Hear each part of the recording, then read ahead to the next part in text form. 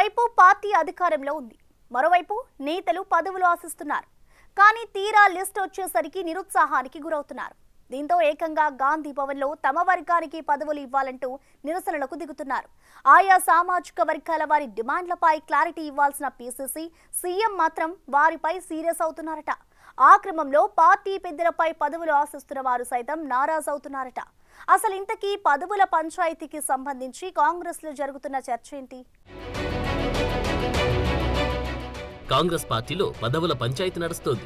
ముఖ్యంగా ఒక ప్రధాన సామాజిక వర్గం పార్టీపై తీవ్ర అసంతృప్తితో కనిపిస్తోంది. బీసీ సామాజిక వర్గానికి చెందిన యాదవులు పదవుల విషయంలో తమకు ప్రాధాన్యత తగ్గడం లేదని అసహనం వ్యక్తం చేస్తున్నారు. ఇటీవలే పార్టీ పీసీసీ కార్యవర్గం లిస్ట్ ఇచ్చింది. వైస్ ప్రెసిడెంట్లు, జనరల్ సెక్రటరీలు మొత్తం కలిపి 96 మంది పేర్లు జాబితాలో ఉంటే యాదవ సామాజిక వర్గానికి కేవలం ఒకే ఒక పదవి యాదవ సామాజిక వర్గానికి దక్కింది. దాంతో ఆ సామాజిక వర్గం నేతలు తీవ్ర అసంతృప్తితో ఉన్నారు. పీసీసీ చీఫ్ మహేష్ కుమార్ గౌడ్ ని ఇతర పెద్దలను కలిసి తమ అసహనం వ్యక్తం చేశారు. పార్టీ అధికారంలోకి రావడానికి తాము ఎంతో కష్టపడ్డామని, బీసీల్లో యాదవ సామాజిక వర్గం అత్యంత ప్రాధాన్యమైందని, అలాంటి తమకు అన్యాయం జరిగిందంటూ ఆవేదన వెళ్లగక్కారు.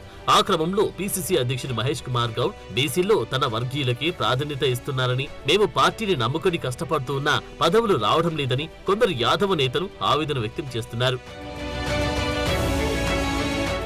అలాగే కేబినెట్ లో యాదవ సామాజిక వర్గానికి చోటు కల్పించాలని కోరుతున్నారు నేతలు.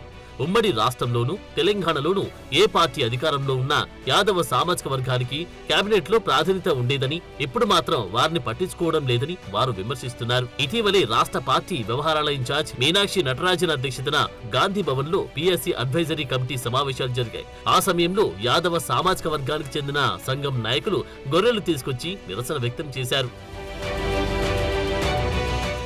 దానిపై సీఎం రేవంత్ రెడ్డి కాస్త గట్టిగానే మందలించినట్టు వార్తలు వినిపిస్తున్నాయి. పార్టీలోని నాయకులే ఇదే చేయించారని, ఇది సరికాదని, ఇంకోసారి గాంధీభవన్లో నిరసనలు ధర్నాలు చేయవద్దని, చేస్తే చర్యలుంటాయని అందరికీ కలిపి వార్నింగ్ కూడా ఇచ్చినట్లు ప్రచారం జరుగుతోంది. పీసీసీ అధ్యక్షుడిని కలిసినప్పుడు యాదవ సామాజిక వర్గానికి చెందిన నేతలకు పార్టీలో తప్పనిసరిగా ప్రాధాన్యత ఉంటుందని హామీ ఇచ్చారంట. మరోవైపు మీలో ఐక్యత లేదని, అందుకే టికెట్లిచ్చినా గెలిపించుకోలేదని అన్నట్లు సమాచారం.